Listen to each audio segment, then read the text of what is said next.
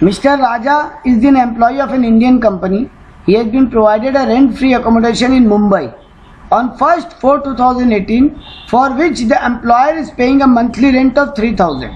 मतलब एम्प्लॉयर का खुद का घर नहीं है, एम्प्लॉयर भाड़ा पे लेके दे रहा है, तो रेंट पेड और 15% of the salary whichever is lower taxable perquisite हो जाएगा. During the year employer paid a rent of 30,000. 2 month rent is outstanding. During the year employer total भाड़ा 30,000 चुकाया है और 2 महीने का भाड़ा पेंडिंग है चुकाना. On 1st September 2018 furniture of 4 lakh owned by the employer is also provided. Employer एक फर्नीचर भी दिया आपको. तो याद है हम पढ़े थे कि अगर घर के साथ फर्नीचर भी देते तो फर्नीचर का 10% वैल्यू तुम्हारे लिए टैक्सेबल हो जाएगा. इस आदमी को बेसिक सैलरी मिलता है 10,000, डीए मिलता है 5,000. बोलो उसका taxable value of perquisite calculate करो.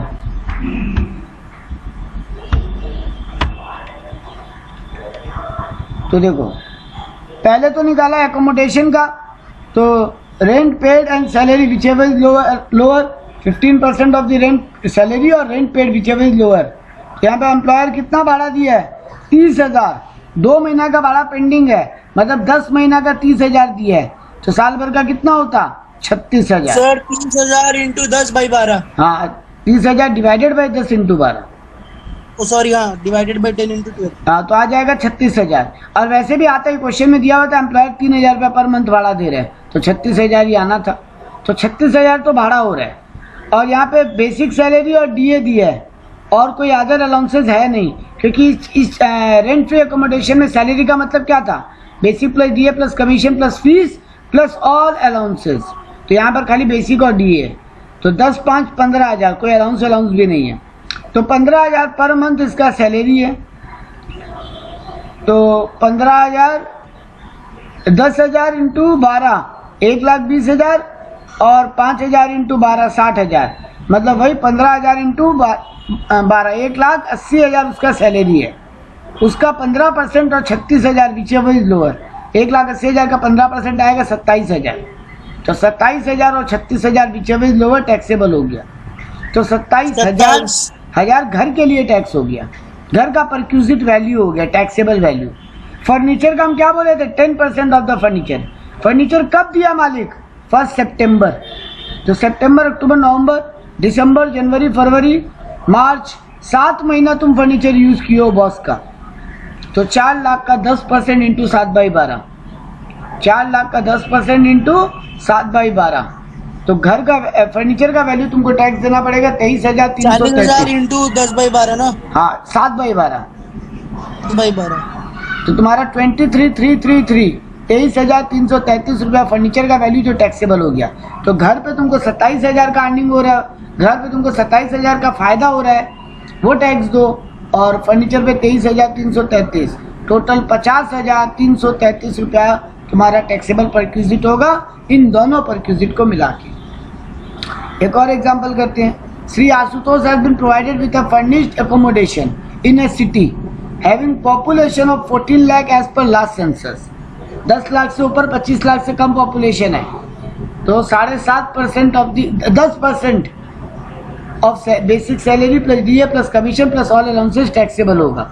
10% ऑफ द सैलरी. 25 लाख के ऊपर पॉपुलेशन तो 15% ऑफ द सैलरी. 25 लाख से 10 लाख के बीच में तो 10% ऑफ द सैलरी. 10 लाख के नीचे तो 7.5% ऑफ द सैलरी. तो यहाँ पर 10% ऑफ द सैलरी टैक्सेबल होगा. हाउस ओन्ड बाई एम्प्लॉयर है, ठीक है चलो. वेयर एज फेयर, अच्छा उस घर का म्युनिसिपल वैल्यू 80,000 है, फेयर रेंट 1 लाख है, उससे तुमको कोई फर्क नहीं पड़ेगा. बेसिक सैलरी तुमको मिल रहा है 25,000. तुम्हारा allowances for increasing the cost of living मतलब डीए मिल रहा है 5,000. चिल्ड्रन एजुकेशन अलाउंस भी मिल रहा है 3,000. He has 1 son and 2 married daughter. Children education allowance 3,000 per month तुमको मिल रहा है. और क्या मिल रहा है, ऑफिस से तुमको टीवी मिला 2,000 पर एनम. तुम्हारा टीवी का एम्प्लॉयर क्या करे, टीवी भाड़ा पे लेके दिया है. टीवी और अदर फर्नीचर तुमको भाड़ा पे लेके दिया है, और रेफ्रिजरेटर और वॉशिंग मशीन और कुछ अदर फर्नीचर और तुमको बॉस खुद का दिया है. तुम बॉस का फर्नीचर यूज कर रहे हैं, टीवी और कुछ अदर फर्नीचर तुमको बॉस भाड़ा पे लेके दिया, मतलब बॉस भाड़ा चुका रहे हैं, और रेफ्रिजरेटर, वॉशिंग मशीन और कुछ अदर फर्नीचर तुमको बॉस अपना दिया है यूज करने के लिए, बॉस का ओन्ड है, तो ये भी टैक्सेबल होगा। तो देखो क्या हुआ, पहले निकाला computation of gross taxable salary. Basic salary कितना, 3 lakh, DA 60,000, children education allowance 3,000 per month मिल रहा है, तो 36,000। तुमको छूट कितना मिलेगा, 100 rupees per month up to 2 child, तो 100 इंटू 2 इंटू 12, 2400 तुमको छूट मिलेगा। तो 36,000 में से 2400 छूट में गया, तो बाकी 33,600 टैक्सेबल हो गया अलाउंसेस। अब आ जाओ परक्यूजिट पे, rent free accommodation. Rent free accommodation, 14 lakh के पॉपुलेशन वाले शहर में रह रहे हो तो 10% ऑफ द सैलरी। सैलरी का मतलब basic plus DA plus all allowances. तो बेसिक कितना मिल रहा है, 3 लाख, डीए कितना मिल रहा है, 60,000, एजुकेशन अलाउंस कितना फायदा हो रहा है, 33,600। तो देखो नीचे कैलकुलेट किया है, salary for the calculation of rent free accommodation 3,93,600 तुम्हारा सैलरी का मतलब हो रहा है रेंट फ्री एकोमोडेशन के लिए। तो 3,93,600 का 10% तुम्हारे लिए उस प्रॉपर्टी का वैल्यू माना जाएगा जो टैक्सेबल होगा, 10% ऑफ द सैलरी 39,360। फर्नीचर, भाड़ा जितना दे रहा है बॉस, भाड़ा फुल्ली टैक्सेबल, और अगर बॉस अपना प्रॉपर्टी तुमको यूज करने दे रहे हैं तो उसका 10% टैक्सेबल। बॉस जितना भाड़ा दे रहा है भाड़ा फुल्ली टैक्सेबल, और बॉस तुमको जितना अपना प्रॉपर्टी यूज करने दे रहा है उसका 10% टैक्सेबल। तो भाड़ा बॉस एक तो 2,000 पर एनम दे रहा है और 1,000 रुपीज पर मंथ दे रहा है, तो 1000 इंटू 12 12,000 और 2,000 पर एनम, तो 12 और 2 14,000, 14,000 तो भाड़ा टैक्सेबल हो गया। और बाकी फर्नीचर जो तुमको यूज करने खुद का दे रहा है उसका 10% वैल्यू, 10,000 का रेफ्रिजरेटर यूज करने दे रहा है, 10,000 का 10% 1,000, वॉशिंग मशीन 5,000 का यूज करने दे रहा है 500, और अदर फर्नीचर 20,000 का यूज करने दे रहा है 2,000, तो 2,000 एक 3,000, 3,500, 3,500 तुम्हारा टैक्सेबल हो रहा है। प्रॉपर्टी का जो तुम यूज कर रहा है 10%, और भाड़ा टैक्सेबल हो रहा है 14,000, तो टोटल फर्नीचर पे टैक्सेबल होगा 17,500। तो यहाँ तुम सैलरी वाला बॉक्स में पुट कर दिया। Value of accommodation 39,360, value of furniture 17,500, तो टोटल परक्यूजिट टैक्सेबल हो गया 56,860। कुल मिला के तुम्हारा सैलरी हो गया, ग्रॉस टैक्सेबल सैलरी हो गया 4,50,460। क्लियर है ये? हाँ सर। प्रिया क्लियर है? Thank you. जी सर क्लियर है। ठीक है।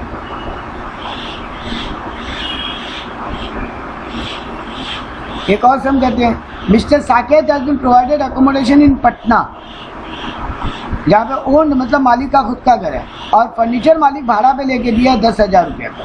उसका सैलरी है basic plus DA plus city compensatory allowance plus bonus plus fees plus rent paid by employee is 1,000 for such house. Employee उस घर का 1,000 भाड़ा चुका रहा है। एम्प्लॉय कितना भाड़ा चुका रहा है उससे कोई फर्क नहीं पड़ता। एम्प्लॉयर अगर भाड़ा चुकाता तो फर्क पड़ता, नहीं, एम्प्लॉय जो भाड़ा चुका रहा है वो मालिक को दे रहा है, मतलब वो माइनस हो जाएगा। सॉरी मेरा गलती हुआ। हम लोग कैसे कैलकुलेट करेंगे इस सम को, देखो जरा। बॉस का खुद का घर है पटना में, पटना 25 लाख से ज्यादा पॉपुलेशन का है, कोई भी कैपिटल हो वो 25 लाख से ज्यादा पॉपुलेशन वाला होगा, तो 15% ऑफ द सैलरी टैक्सेबल है। लेकिन 15% ऑफ द सैलरी निकालने के बाद उसमें से 12,000 माइनस कर देना, क्योंकि बॉस तुमसे 1,000 रुपये भाड़ा ले भी ले रहे, मतलब बॉस पूरा का पूरा फ्री में रहने नहीं दे रहे। तो बॉस जितना दे रहा है उतना ही तुम्हारा फायदा हो रहा है ना। बात है कि जो तुम अपनी जेब से दे रहे हो तो तुम्हारा खर्चा हो ही जा रहा है। तो तुम यहाँ पे कैलकुलेट करोगे, देखो पहले यहाँ पे सैलरी निकाला, basic plus DA plus commission plus bonus plus fees, 1,95,000 तुम्हारा सैलरी कैलकुलेट हुआ।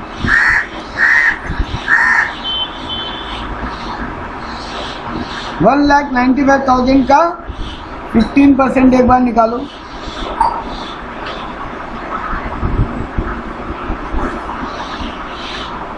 1,95,000 इंटू 15%, 29,250 पूरा ही ले लिया, नहीं माइनस किया, ठीक है। 29,250 आ रहा है 15% ऑफ द सैलरी, वो हम लिख दिए घर का परक्यूजिट। फर्नीचर तुमको बॉस कितना दे रहा है? 10,000 रुपये का फर्नीचर दे रहा है जिसका बॉस भाड़ा चुका रहा है, तो 10,000 फर्नीचर का भी टैक्स हो गया। 39,250 फर्नीचर और घर मिला के टैक्सेबल वैल्यू हो रहा है। तुमसे बॉस 12,000 वसूल भी कर ले रहे हैं 1,000 रुपया पर मंथ करके, वो माइनस कर लो, 27,250 तुम्हारा taxable value of the perquisite होगा, ठीक है। तो सर आप बोलना चाह रहे जो मेरे से ले लिया बॉस उसको फाइनल पीरियड से माइनस करेगा? देखो मैं सीधा बात है, तुम्हारा जो फायदा हुआ उस पर टैक्स लेंगे हम। सरकार का सीधा कैलकुलेशन है, सरकार बोलता है, गवर्नमेंट बोलता है कि तुमको जो भी बेनिफिट मिल रहा है तुम्हारे एम्प्लॉयर से उस पर तुम टैक्स दो, क्योंकि वरना वो पैसा तुमको खर्चा करना पड़ता। तो पूरा घर अगर बॉस फ्री में रहने दे दिया है तो पूरा ही फायदा हुआ, है ना? हाँ सर। लेकिन अगर बॉस तुमसे कुछ पैसा वसूल कर लिया तो पूरा फायदा हुआ क्या तुमको? नहीं। जितना बॉस वसूल कर लिया तो एक्चुअल तुम्हारा खर्चा हो गया, उस पर टैक्स तुम क्यों दोगे? खर्चा पे थोड़ी ना टैक्स होता है, इनकम पे टैक्स होता है। तो खर्चा बॉस गवर्नमेंट बोला ठीक है, तुम्हारा बॉस तुमको पूरा फोकट में रहने नहीं दिया तो वो तुमसे 1,000 रुपया पर मंथ करके ले लिया, तो तुमको टोटल परक्यूजिट मिला कितना? तुम बोलोगे 39,250 घर प्लस फर्नीचर मिला के। तो तुमसे गवर्नमेंट बोला कि तुम्हारा बॉस कितना वसूल किया? तुम बोले 1,000 का पर मंथ करके 12,000 रुपया। तो गवर्नमेंट बोला माइनस कर लो, 27,250 टैक्स दे दो, उसके ऊपर टैक्स दे दो 27,250 को इनकम मान के, ठीक है।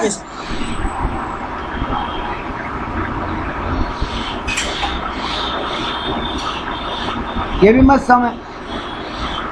A company X grants option to employee R on 1st April 2012 to apply for 100 share of the company for making available right in the intellectual property right. Company 100 share employee को दे रहा है at a predetermined price of 50 rupees per share. अब तुमको 3 case दिए हैं। जिस दिन तुम्हारे हाथ, अच्छा तुमको यहाँ पे और क्या बोला, पहले पूरा सम पढ़ लेते हैं। 50 रुपया करके तुम्हारा बॉस तुमसे लेगा, 100 शेयर तुमको देने को रेडी है। बोला कि तुमको वेस्टिंग पीरियड दिया 1 अप्रैल 2014 का, मतलब ये तुम आज नहीं मिलेगा तुमको शेयर, तुम 2 साल यहाँ टिकोगे तो तुमको ये शेयर फोकट में कम दाम में मिलेगा। तो तुमको राइट कब मिलने वाला है? 1 अप्रैल 2014 को। And exercising period begin from 1st 14 to 31st 19। Employee R को 5 साल तक मौका मिलेगा, कभी भी ले सकता है वो शेयर। एम्प्लॉय लिया कब शेयर? 2018 में जाके वो शेयर लिया। उस दिन बाजार का प्राइस कितना? 31 मार्च 2018 को बाजार का प्राइस कितना? 440 रुपया। तो 440 रुपया बाजार का भाव है, तुमको बॉस 50 रुपया में वो शेयर दे, तुम्हारा फायदा हुआ कि नहीं हुआ? हुआ सर। 440 माइनस 50। हाँ, तो वो तुम्हारा टैक्सेबल होना चाहिए। हाँ सर। तो देखो यहाँ पे वही किया, 440 इंटू 100 शेयर करके निकाला 44,000। तुमसे बॉस 50 इंटू 100 करके ले रहा, मतलब 5,000 रुपया ले रहे, तो 39,000 तुम्हारा फायदा हुआ। तो फायदा हो गया तो इस पर टैक्स दो,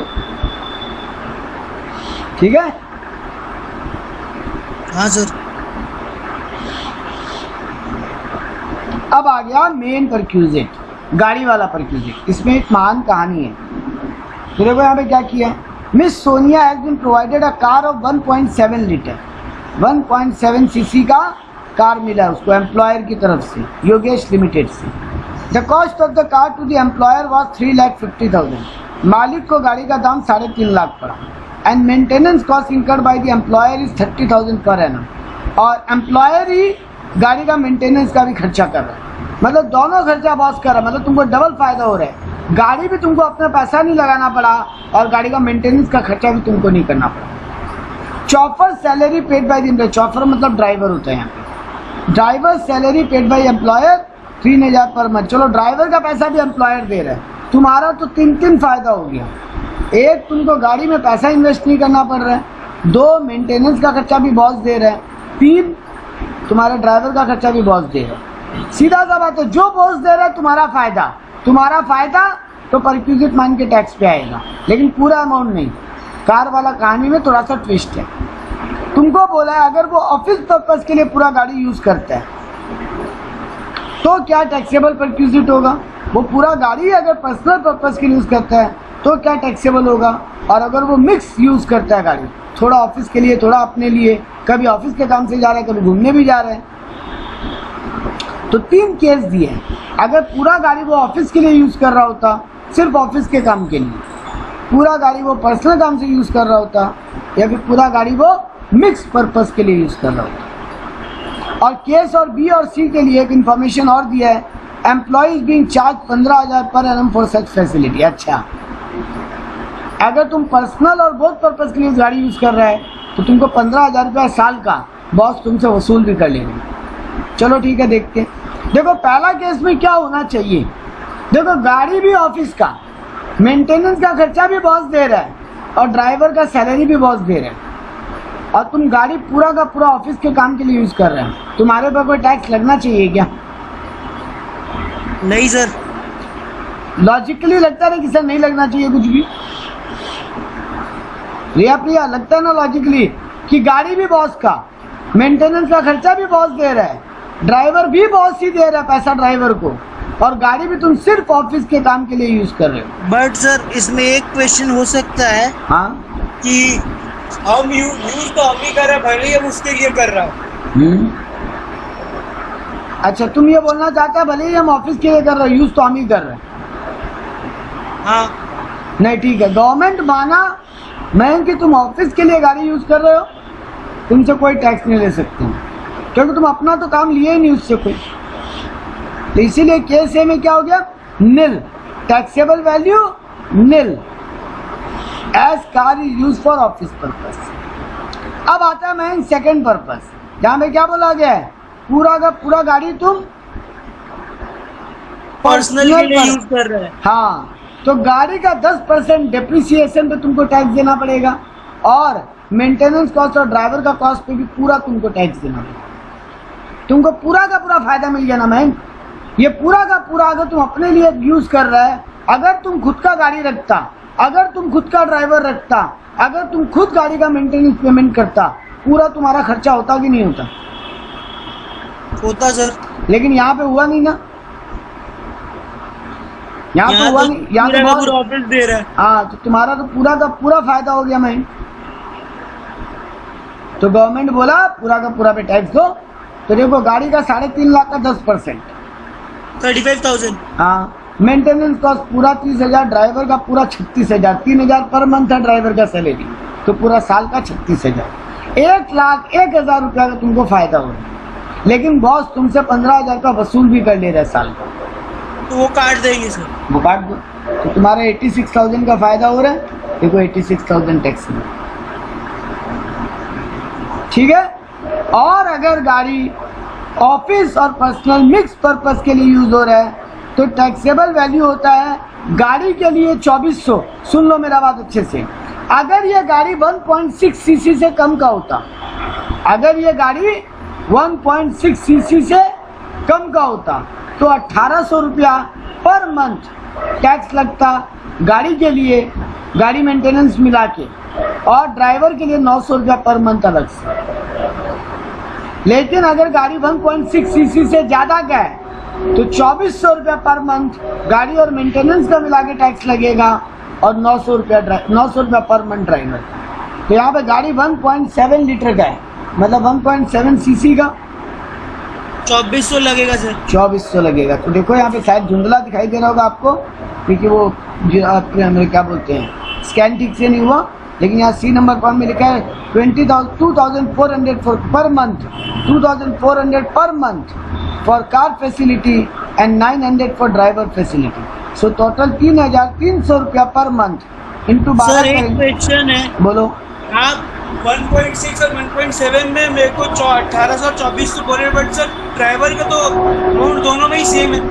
हाँ, ड्राइवर का अमाउंट दोनों में सेम, इसीलिए तो हम तुमको याद करने क्या बोला कि गाड़ी अगर बोथ पर्पस के लिए यूज हो रहा है और गाड़ी अगर 1.6 सीसी से कम का है तो 1800 रुपया पर मंथ गाड़ी का टैक्स लगेगा, मेंटेनेंस और गाड़ी का मिला के। और अगर गाड़ी 1.6 सीसी से ज़्यादा का है तो 2400 पर मंथ लगेगा। ड्राइवर दोनों केस में सेम। अरे भाई गाड़ी का कैपेसिटी से ड्राइवर थोड़ी ना बदल जाएगा भाई, वो भी है सर। अब तुम होंडा सिटी चला रहे हैं या फिर है ना मारुति चला रहे हैं, ड्राइवर थोड़ी ना बदलेगा भाई। ड्राइवर के लिए क्या अलग बात है उसको, तो ड्राइवर का बॉस एक ही चार्ज है 900 रुपया पर मंथ। तो 2400 रुपया गाड़ी का लगेगा यहाँ पे, क्योंकि 1.6 सीसी से ज़्यादा का है। 900 रुपया ड्राइवर का, मतलब 3300 पर मंथ टैक्सेबल होगा। तो साल भर का 99,600 रुपये। ठीक है, ठीक है सर। रिया प्रिया क्लियर? क्लियर है सर। गाड़ी का सेम सम है सारा, तो हम गाड़ी का नहीं कर रहे हैं। अब हम आ रहे हैं, Shri Bhagwan has been provided with the following servant by his employer. नौकर दिया है बॉस, वॉचमैन रखा जिसको अपॉइंट कौन किया है, बॉस खुद। कुक एम्प्लॉय की वाइफ अपॉइंट की है, मतलब जो काम कर रहा है उसकी वाइफ अपॉइंट की है। मेड सर्वेंट एम्प्लॉयर दिया है, स्वीपर एम्प्लॉय अपॉइंट किया है, गार्डनर एम्प्लॉयर अपॉइंट करके दिया।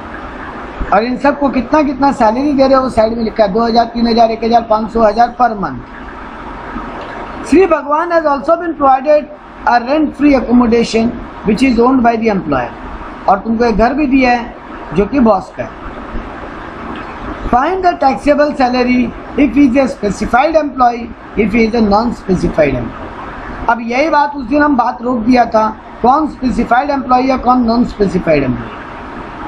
कंपनी का MD, CEO, CFO, higher post वाले लोग स्पेसिफाइड एम्प्लॉय है, और जिसको बेसिक सैलरी 50,000 पर मंथ से ज़्यादा मिल रहा है वो भी स्पेसिफाइड एम्प्लॉय।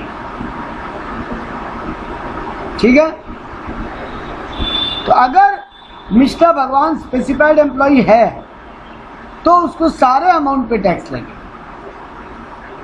अगर मिस्टर भगवान स्पेसिफाइड एम्प्लॉय है तो उसको सारे अमाउंट पे टैक्स लगे।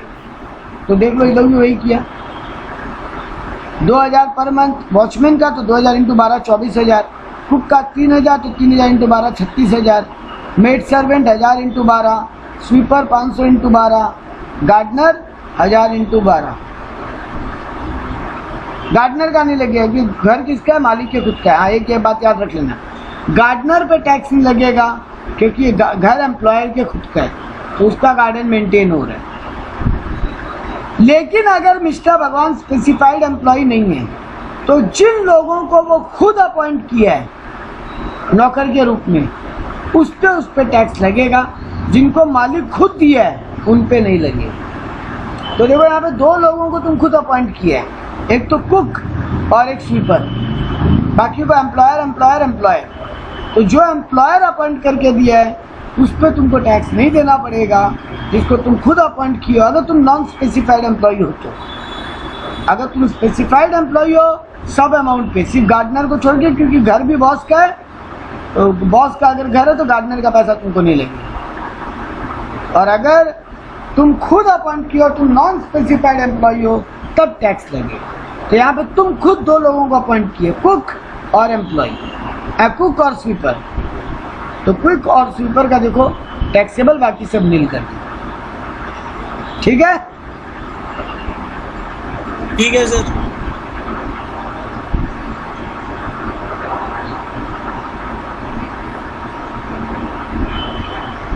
ये इम्पोर्टेंट है एजुकेशन फैसिलिटी वाला।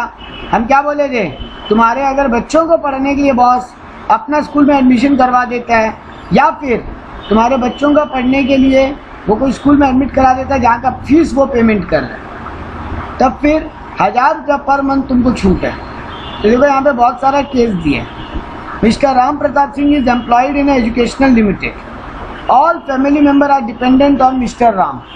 He has been provided education facility from the employer. Mr. Ram owned by employer, एक इंस्टीट्यूशन में खुद पढ़ रहा है जो कि एम्प्लॉयर के खुद का है, वहाँ 2000 पर मंथ लग रहा है। खुद पढ़ने का कोई टैक्स नहीं लगेगा। मिस्टर राम, मिसेज राम पढ़ रही है एक इंस्टीट्यूशन में जो एम्प्लॉयर के खुद का नहीं है, और एक्चुअल अलाउंस कितना मिल रहा है, 3000 का, 3000 पर मंथ का। Sister in law mister Ram की sister in law owned by employer के इंस्टीट्यूशन में पढ़ रही है, 800 रुपया पर मंथ का खर्चा लग रहा है उसके पीछे। 3 चाइल्ड है, first child, second child, third child, उनके पीछे भी खर्चा लग रहा है। ग्रैंड चिल्ड्रन भी वहाँ पढ़ रहे हैं, उनका भी खर्चा लग रहा है। और एक सर्वेंट है, वो भी बॉस के इंस्टीट्यूशन में कुछ सीख रहे हैं, उसको भी खर्चा लग रहा है। तो ये सब का तुमको खर्चा लग रहा है। तुम्हारा बेसिक सैलरी 20,000 पर मंथ है, बेसिक सैलरी तुम्हारा 20,000 पर मंथ है। बोल रहा टैक्सेबल परक्यूजिट निकाल के बताओ। तो मिस्टर राम जो खुद पढ़ रहा है उसका कोई चार्ज नहीं लगेगा। मिसेस राम जो पढ़ रही है 36,000 खर्चा लग रहा है, बॉस तुमको 10,000 तुमसे वसूल कर रहा है, तो 26,000 टैक्सेबल। सिस्टर इन लॉ का फुल वैल्यू टैक्सेबल। 2 चाइल्ड तक 1,000 रुपया एग्जम्प्टेड है, 2 चाइल्ड तक 1,000 रुपया एग्जम्प्टेड है। तो देखो यहाँ पे फर्स्ट चाइल्ड के लिए बॉस 700 खर्चा कर रहा है, सेकंड चाइल्ड के लिए 700, तो फुल्ली एग्जम्प्ट हो गया पर मंथ। हाँ, थर्ड चाइल्ड जो है वो 1,900 रुपीज़ खर्चा हो रहा है उसके पीछे, 1,000 रुपया एग्जम्प्ट हुआ, बाद बाकी 900 रुपया टैक्सेबल हो गया। ग्रैंड चिल्ड्रन वही 1,000 रुपया का एग्जम्पशन, बाकी टैक्सेबल। 2 बच्चा तक एग्जेम्प्टेड है। नहीं, सॉरी 2 बच्चा वाला कहानी अलाउंसेस में है, यहाँ 2 बच्चा वाला कहानी नहीं है। यहाँ पे 1,000 रुपया पर मंथ पर चाइल्ड का छूट है परक्यूजिट में। ठीक है सर। तो ग्रैंड चिल्ड्रन का भी 1,000 रुपया एग्जम्पशन हो गया। सर्वेंट का, सॉरी ग्रैंड चिल्ड्रन का कुछ नहीं मिलेगा एग्जम्पशन, ग्रैंड चिल्ड्रन का नहीं मिलेगा, सिर्फ खुद के बच्चों पे मिलेगा। तो खुद के बच्चों पे 1,000 एग्जम्पशन ले लिया। Grand children fully taxable, servant fully taxable. तो खुद पे नो टैक्स, खुद पढ़ो तो मतलब एम्प्लॉय खुद पढ़े तो नो टैक्स, बच्चों पे 1,000 रुपया पर मंथ करके छूट, बाकी कोई भी पढ़े फुल अमाउंट टैक्सेबल। ठीक है रिया प्रिया मैंग? सर बेसिकली खुद और खुद का परिवार और कोई नहीं। खुद और अपने बच्चे, मैंग खुद और बच्चों पे छूट है, खुद पे पूरा छूट है, बच्चों पे 1,000 रुपया पर मंथ का छूट है। ठीक है सर। बाद बाकी कोई पढ़े, वाइफ पढ़े, पोता पोती पढ़े, नौकर पढ़े, भाई पढ़े, बहन पढ़े, पापा मम्मी पढ़े, कोई भी पढ़े, सब फुल्ली टैक्सेबल। अच्छा, इंटरेस्ट फ्री लोन में हम लोग क्या पढ़े थे? तुमको जितना इंटरेस्ट का फायदा हो रहा है वो फुल्ली टैक्सेबल, टैक्सेबल हो जाता है। हाँ, तो ये देखो यहाँ पर Shankar has been granted housing loan of 4 year 1 lakh interest free. ठीक है। Paras has been granted a loan for computer, 50,000 रुपया 5% इंटरेस्ट लगेगा। Pankaj has been granted a car loan of 5 year, 2 lakh पे 7%, 1 लाख 1 अप्रैल को मिला loan. Janak has been granted interest free loan for 3 year for higher studies 10,000 per month.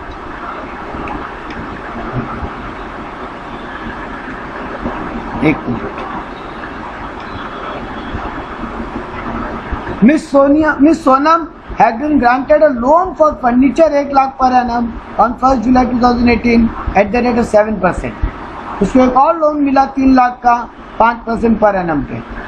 Ramesh has been granted a housing loan of 18 years 1 lakh sir rupees। But compare करने के लिए मेरे को market rate तो मिल ही नहीं रहा। बेटा दे रहा है, वेट करना। वैसे ही श्रुति को भी लोन मिला एक इंटरेस्ट फ्री लोन। अब देखो मैं SBI rate of interest on first day of previous year, home और कार लोन पे SBI का 10% रेट है, एजुकेशन लोन 12% पे है और पर्सनल लोन 15%। दे दिया ना मैं कंपेयर करने के लिए। अब देखो तो क्या किया, एक एक केस पकड़ा। Interest as per perquisite 1 lakh का 10%, 10,000 टैक्स होना चाहिए था। बॉस तुमसे कुछ नहीं लिया, मतलब पूरा तुम्हारा फायदा हो गया। तो देखो लास्ट कॉलम में टैक्सेबल परक्यूजिट पूरा 10,000। मिस्टर बी को जो लोन मिला 15% पे 9 महीना के लिए 5,625 इंटरेस्ट हो रहा है। बॉस भी 5% वसूल कर ले रहा है तुमसे, तो 1875 तुमसे बॉस वसूल कर लिया। तुमको टोटल 5,625 लोन चुकाना था, इंटरेस्ट चुकाना था, बॉस तुमसे केवल 1875 लिया, तो बाद बाकी टैक्सेबल। सीधा बात है भाई, मेरा कैलकुलेशन बड़ा स्ट्रेट फॉरवर्ड है। जितना का इंटरेस्ट का हमको फायदा मिला उतना का इंटरेस्ट मेरे लिए टैक्सेबल। अगर बॉस कुछ इंटरेस्ट नहीं लिया मेरे से तो पूरा फायदा मिला तो फुल इंटरेस्ट टैक्सेबल। अगर बॉस देखो यहाँ पे सेकंड केस में क्या हुआ, 15% करके मार्केट में लोन मिलता है, कार लोन, पर्सनल लोन 15% करके मिल रहा है, पर्सनल लोन। तो मिस्टर बी 50,000 कंप्यूटर खरीदने के लिए लोन लिया था,